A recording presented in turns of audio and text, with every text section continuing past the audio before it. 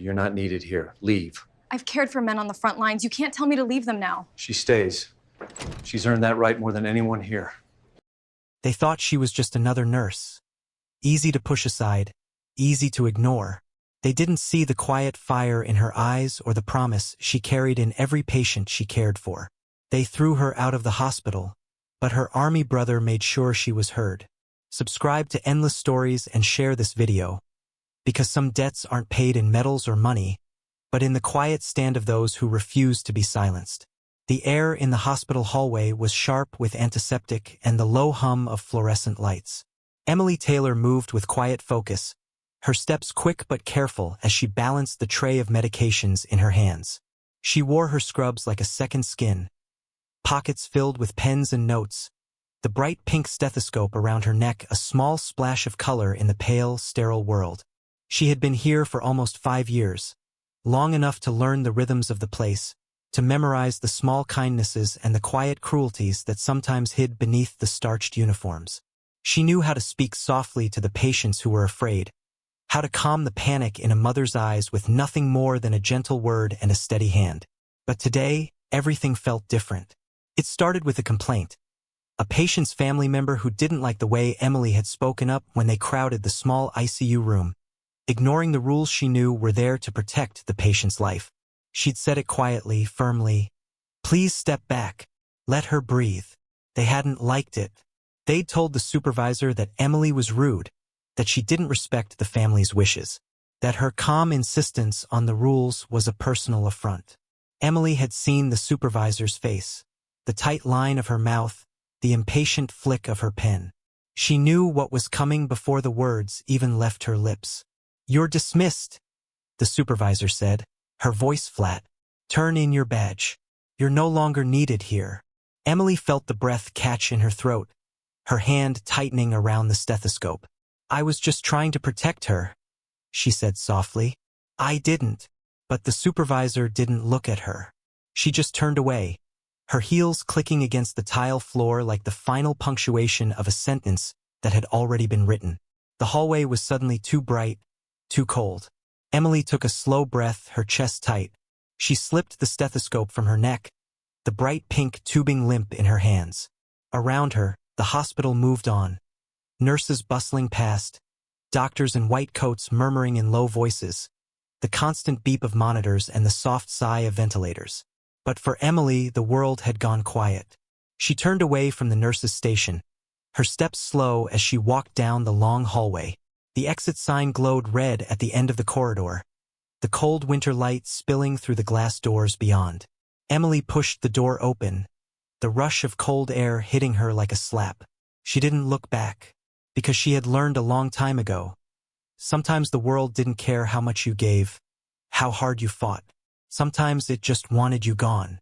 But what she didn't know, what no one in that bright, sterile hallway knew, was that someone was about to remind them that respect isn't given, it's earned.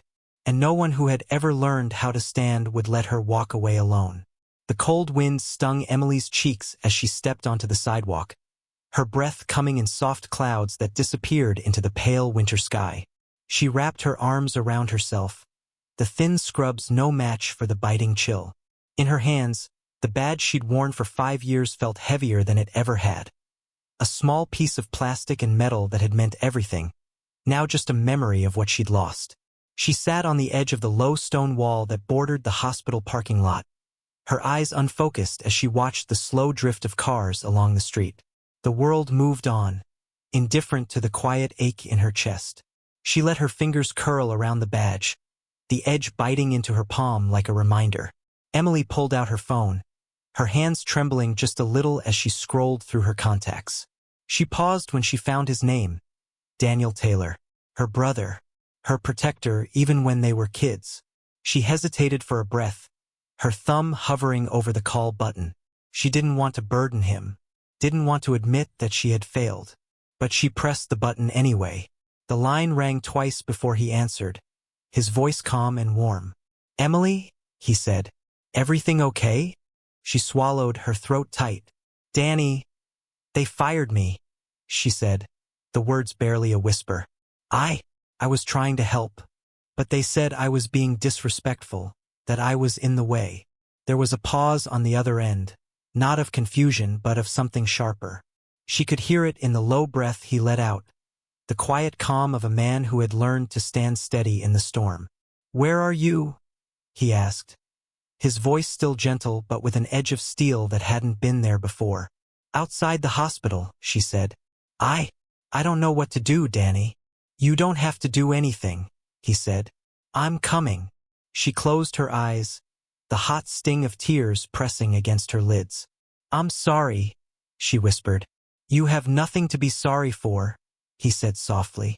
"Just wait there. I'm on my way." She let the phone fall to her lap, her breath coming in slow, shaky pulls.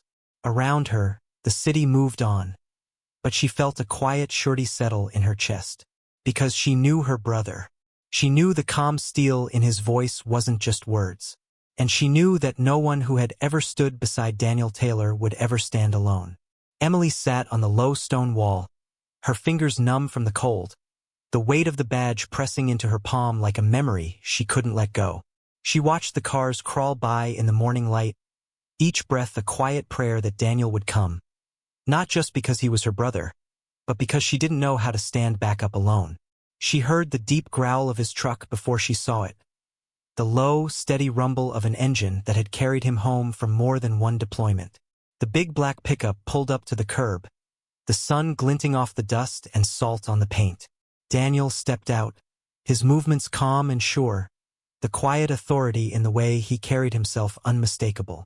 He wore his army jacket over a black t-shirt, the patch on his shoulder catching the pale light. His eyes, the same deep brown as hers, were steady as they met her gaze. He didn't smile. He didn't need to. "You okay?" he asked softly, his voice low and calm. Emily tried to answer, but the words stuck in her throat. She just shook her head, her shoulders sagging under the weight of everything she'd tried to hold together. Daniel's expression softened, and he reached out, his hand closing over hers. "Come on," he said. "Let's get you warmed up." He helped her into the truck, the warmth of the heater a balm against the cold that had settled in her bones. Bear, the black lab he'd trained to be his service dog after his last tour, sat in the back seat, his eyes calm and watchful. Emily reached back to scratch the dog's ears, the soft thump of his tail a quiet comfort. Daniel climbed into the driver's seat, his jaw tight as he started the engine. "Tell me what happened," he said quietly. Emily's voice was soft, her words halting. "A family was crowding a patient's bed," she said. She was struggling to breathe.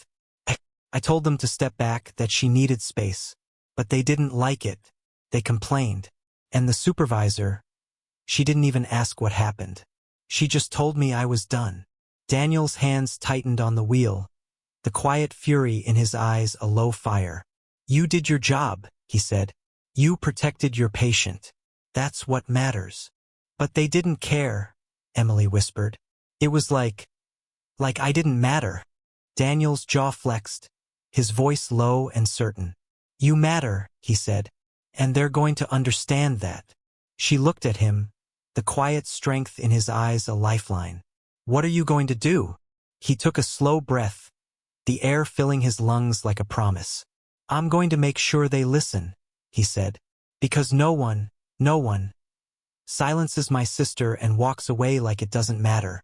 Emily felt the tears prick at her eyes, but she blinked them back, her hand tightening around the badge in her lap. She didn't know what Daniel was going to do. She only knew that he would do it, because in that quiet hush of the truck, she felt the calm surety of a soldier who had spent his life learning how to stand for those who couldn't. And she knew that whatever came next, she wouldn't be facing it alone. The truck rumbled to a stop in front of the hospital, the soft morning light glinting off the glass doors. Daniel stepped out, his movements calm but certain, each footfall a quiet echo of purpose. Emily hesitated, her breath catching in her throat as she watched him circle around the truck, his jaw tight with the quiet fury she knew too well. "Stay here," he said, his voice low but firm. "I'll handle it." Bear jumped down from the back seat, his dark eyes watchful, his steps in perfect sync with Daniel's.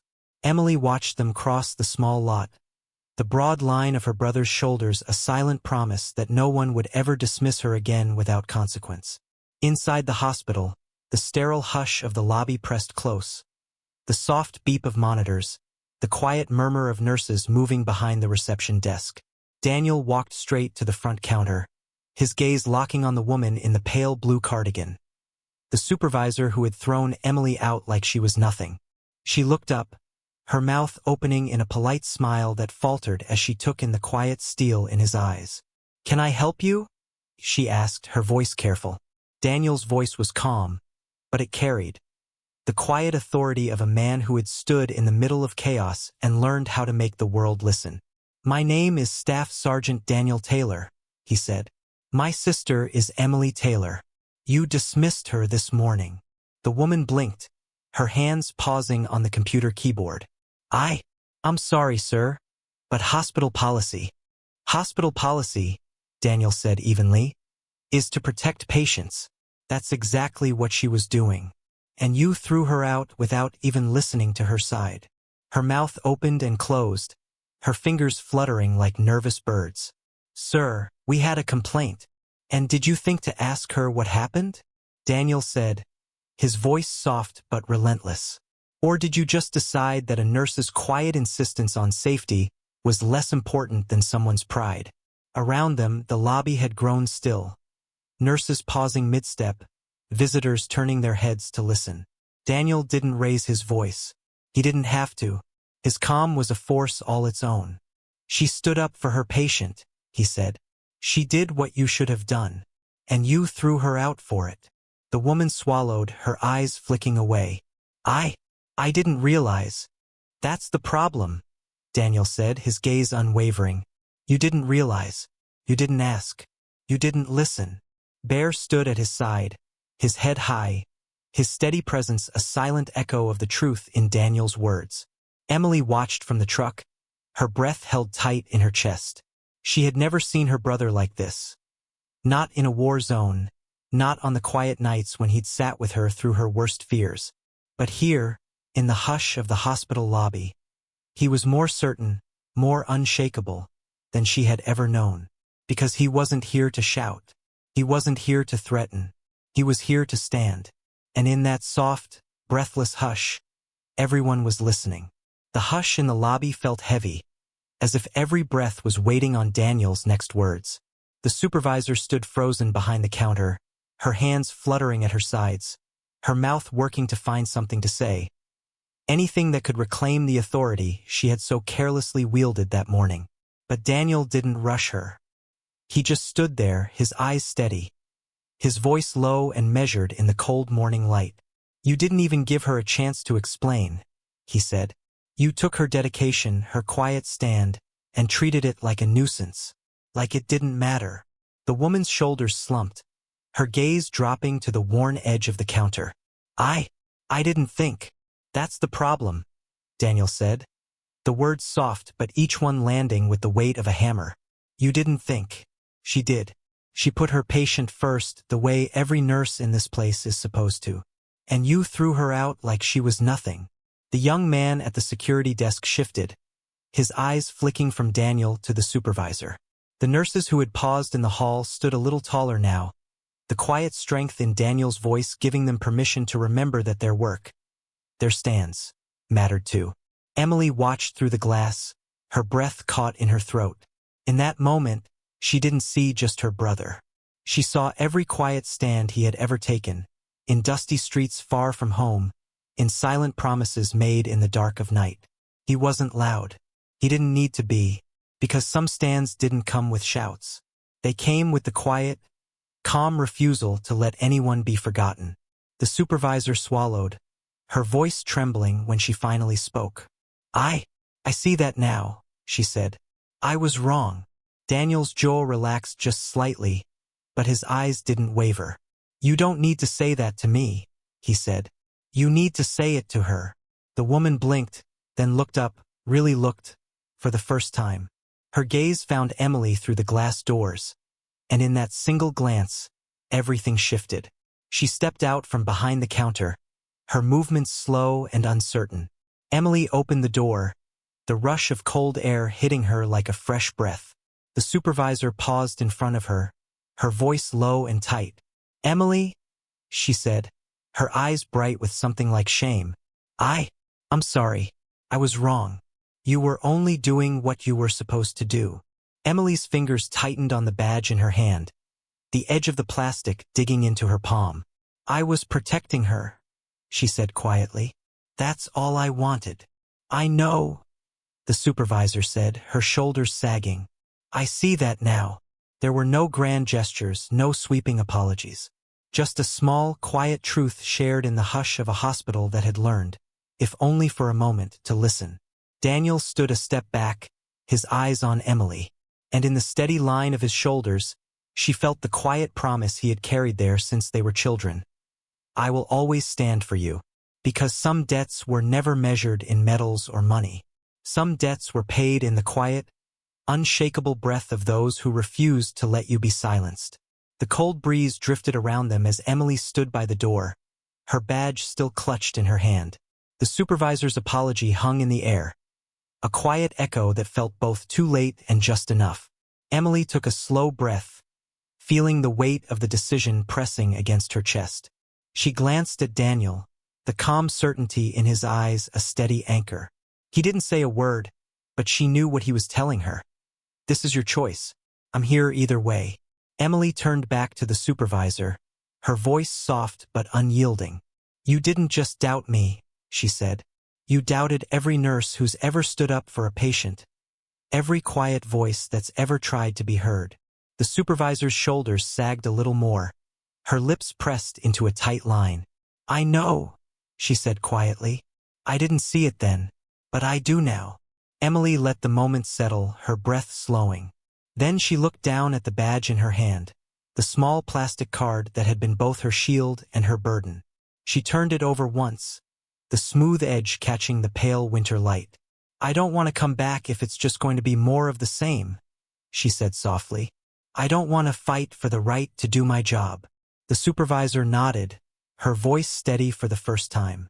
"You shouldn't have to," she said. "You deserve to be heard, to be respected." Emily studied her for a long moment, the silence stretching around them like a fragile bridge. Then she slipped the badge into her pocket, her decision clear in the calm line of her shoulders. "I'll come back," she said, "but I'm not coming back to be silent." The supervisor let out a slow breath, her head bowing in quiet agreement. "Then let's make sure no one else has to be," she said. "Starting today." The small knot of nurses who had gathered in the hallway stood a little straighter, their eyes meeting Emily's with a new kind of respect. They had seen what it looked like to stand, and they knew now that they could too. Daniel stepped forward then, his hand resting lightly on Emily's shoulder. "You don't have to do this alone," he said quietly. She looked up at him, a small smile curving her lips. "I know," she said. "I never did." The cold wind swept through the open doors again, but it felt different this time. Less like a slap, more like a breath of something new. Emily stood tall, bare at her side, Daniel's calm strength a quiet promise behind her. Because in the end, it wasn't about the apology. It wasn't even about the badge. It was about the choice to stand, the choice to refuse to be silenced. And in that moment, Emily knew she had never been more certain of anything in her life. Emily walked back into the hospital, the quiet hush of the lobby pressing close around her. She felt the eyes of her co-workers on her, some wide with surprise, others soft with the kind of respect that didn't need words. She didn't flinch under the weight of their gaze. She held her head high, each step a quiet promise. "I am still here." Daniel stood just outside the doors, his watchful gaze following her like a shield. He didn't need to come with her. His presence alone was enough to remind everyone in that building. She has someone who will always stand for her. The nurse at the reception desk gave Emily a small, almost hesitant smile. "Welcome back," she said softly. There was no forced cheer in her voice, only the quiet recognition of a woman who knew what it meant to fight for every inch of respect. Emily inclined her head in thanks, her breath steady as she slipped her badge back onto the lanyard around her neck. It felt heavier than before, not as a burden, but as a reminder of everything she had stood for. The supervisor met her in the hallway, her shoulders tense but her voice calm. "I've spoken to the board," she said quietly. "There will be changes, training, support. We can't undo what happened, but we can make sure it doesn't happen again." Emily searched her face for a moment, then nodded. "That's a start," she said. "But it's not the end." "No," the supervisor agreed. "It's not." Bear padded quietly beside her, his tail wagging once, a small echo of the calm she carried in her chest. The soft tap of his paws on the tile was a gentle reminder. She was never alone.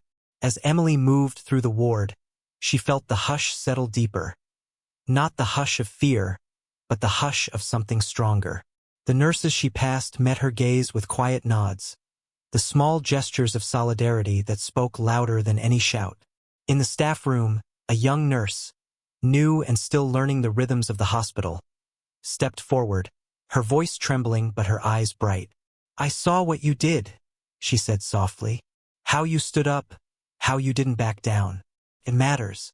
It matters to all of us." Emily offered her the smallest of smiles, her voice low but sure. "Then you remember that," she said. "When it's your turn to stand, you remember. You're not alone." The young nurse nodded, her shoulders straightening just a little. And Emily knew. The quiet stand she had taken wasn't just for her.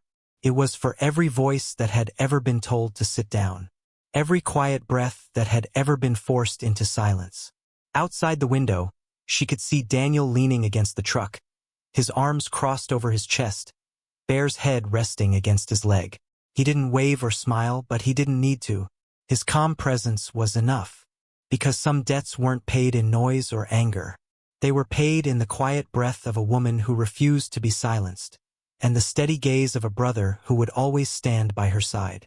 The sun had crept higher in the winter sky by the time Emily finished her rounds.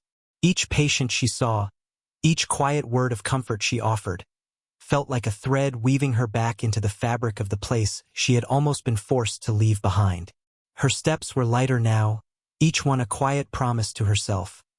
"I will not let them take this from me." She didn't need to be loud. She didn't need to shout. Her resolve was steady, a soft breath that carried more weight than any raised voice ever could. At the end of her shift, she walked to the small break room, Bear padding at her side, his tail wagging gently.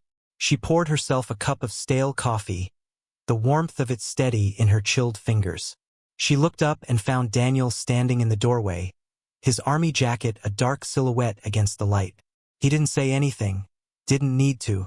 She met his gaze, and in the quiet curve of his mouth, she found everything she'd been missing. "You didn't have to stay," she said softly, her voice a low murmur. "I could have handled it." Daniel shrugged, a small smile playing at the corner of his lips. "It wasn't about whether you could handle it," he said. "It was about making sure you knew you didn't have to handle it alone." Emily's fingers tightened around the coffee cup, the weight of those words settling into the quiet spaces of her heart. "You've always had my back," she said. He inclined his head, his dark eyes calm and sure. "Always," he said simply. The quiet of the break room was a soft hush around them, the muted beep of monitors and the low murmur of voices in the hallway beyond. Emily felt the weight of the moment settle around her, a quiet certainty in the hush. Bear nudged her leg with his nose, his eyes bright and steady. Emily reached down to scratch his ears, the simple touch grounding her in the here and now. "Good boy," she murmured. "Always watching out for me." Daniel's smile widened just a little. "He learned from the best," he said. "You taught him what loyalty looks like." Emily's eyes glistened, but she didn't let the tears fall. She just let out a long, slow breath, her shoulders relaxing as the last of the tension slipped away. "Thank you," she said quietly. Daniel reached out, his hand resting lightly on her shoulder. "You don't have to thank me," he said. "This is what family does." The words settled into the quiet, a gentle echo that warmed the chill in her bones. Emily straightened her shoulders, the weight of the badge on her lanyard no longer a burden, but a quiet promise. Outside, the sun caught on the snow-dusted trees, the world bright and new. And in that soft light, Emily knew that no matter how loud the world tried to be, the quiet strength of her brother's faith, and her own, would always be enough. Because some debts weren't paid in medals or apologies. Some debts were paid in the quiet breath of a promise kept, and the steady echo of a man who refused to let his sister stand alone. The hospital felt different when Emily walked through the halls now. The hush that once felt heavy with judgment was lighter, tinged with the quiet respect of those who had seen her stand and realized that they could stand too. She moved with a quiet grace, her shoulders square, her gaze steady. Each patient she visited, each hand she held, was a small, gentle echo of the promise she had made. I will not be silenced. Word of what had happened had spread beyond the bright, sterile halls of the ICU. In the cafeteria, in the supply rooms, in the hushed corners where nurses swapped stories between shifts, the tale of Emily's quiet stand, and the army brother who had refused to let her be dismissed, had become a quiet legend. And it wasn't just a story about her anymore. It was a story about all of them. One afternoon, as she stepped out of a patient's room, she found a young nurse waiting for her in the hallway.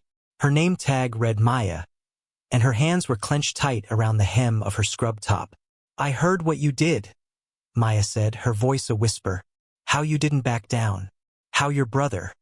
He didn't let them ignore you. Emily tilted her head, her gaze warm. I didn't do it to be remembered, she said softly. I did it because it was the right thing to do. Maya nodded, her eyes bright. I know, and it helps to know that we don't have to be loud to be heard. Emily offered her a small, steady smile. You don't, she said. You just have to stand. The young nurse let out a breath she'd been holding, her shoulders easing as she nodded. Thank you, she said softly, for showing me that. Emily watched her walk away, the soft click of her shoes a quiet promise in the hallway. She let the hush settle around her, the soft rhythm of the hospital's heartbeat a steady comfort. Outside, the winter sun was beginning to set, the light slanting warm and gold through the tall windows. Emily paused at the window, Bear sitting beside her, his dark eyes watchful and calm. Daniel stood across the street, his broad frame a steady silhouette in the pale light. He didn't wave. He didn't need to. In the quiet set of his shoulders, in the calm of his gaze, she saw everything she needed to know. That some debts were never paid in noise. That some promises didn't need to be spoken aloud to be heard. And that no matter how loud the world tried to be, the quiet breath of a promise kept was the strongest echo of all. The snow had started to fall again as Emily stepped out of the hospital, the flakes drifting soft and silent through the quiet dusk. She pulled her coat tighter around her shoulders, the weight of the day easing into the soft hush of the evening. Daniel waited by the truck, his breath clouding in the cold air, his calm, steady presence a quiet anchor. Bear sat at his feet, his tail wagging slow and sure. Emily paused at the top of the steps, her gaze lingering on the warm light that spilled from the hospital doors behind her. She thought of the patients she'd tended to that day, the gentle smiles, the quiet gratitude. She thought of the nurses who had met her gaze and nodded, small gestures of respect that said more than words ever could. She thought of the young nurse, Maya, and the way her voice had carried a new strength in the hush of the hallway. And she thought of Daniel, the quiet certainty in his eyes, the calm promise in his voice when he said, "You don't have to fight alone." Emily walked down the steps, the snow crunching under her boots. Daniel met her halfway, his hand steady on her shoulder, his dark eyes soft with pride. "You did it," he said quietly. She shook her head, her breath a soft plume in the cold. "We did it," she said. "I couldn't have stood alone." Daniel's mouth curved in a small, quiet smile. "You never had to." They stood together in the hush of the winter evening, the world wrapped in the soft glow of streetlights and the gentle fall of snow. Bear pressed close to Emily's leg, the dog's head lifting to meet her gaze with the calm surety of loyalty that never wavered. "I'm proud of you," Daniel said, his voice low and certain. Emily's lips curved in a small, steady smile. "I'm proud of us," she said. They walked to the truck, Bear's tail thumping against Daniel's leg, the quiet of the evening a gentle echo of the promises they had kept. Emily glanced back once at the hospital, the soft light glowing warm against the night. She didn't need to go back inside to know what waited there. The quiet respect of those who had seen her stand and learned they could stand too. Because in the end, it wasn't about the noise. It wasn't about the shouts or the orders or the bright, brittle laughter of those who thought they could decide who mattered. It was about the soft, steady breath of those who refused to be silenced. The quiet stand of a nurse who knew her worth, and the calm, sure presence of a brother who had spent his life learning how to carry the weight of the world and of his family. As they drove away, the snow swirling in the pale light of the headlights, Emily let the quiet of the moment settle into her bones. She wasn't just returning home. She was returning to the quiet promise she had made to herself. I will not be moved. And in the hush of the falling snow, in the steady rhythm of the tires on the road, she knew she had never been more certain. Because some debts were never paid in medals or money. They were paid in the soft breath of a promise kept, and the quiet echo of a man who would always stand for her. Thank you for joining this journey. If this story touched your heart, if it reminded you that some voices are quiet but never weak, please subscribe to Endless Stories and share this video. Because respect is never given. It's earned in the calm breath of those who stand.